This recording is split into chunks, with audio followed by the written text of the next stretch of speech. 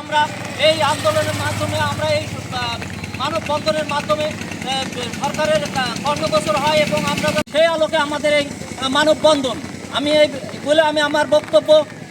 হবে ইনশাআল্লাহ এই আশাবাদ রাখছি এবং আমাদের তাছাড়া আমরা যে সমস্ত কাজে আমরা অবদান রেখেছি সেই সমস্ত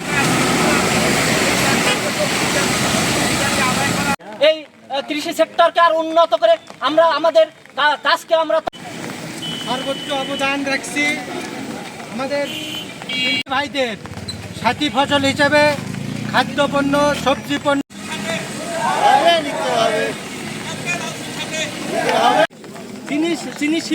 চিনি শিল্পের আমাদেরকে যদি রাজস্ব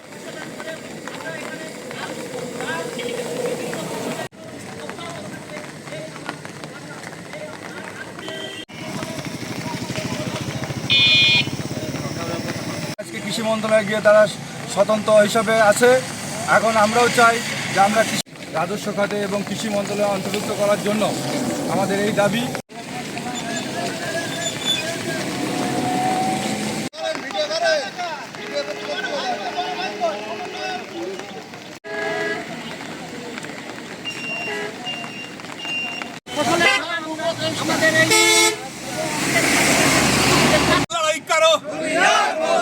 কৃষি খাতকে রাজস্ব খাতে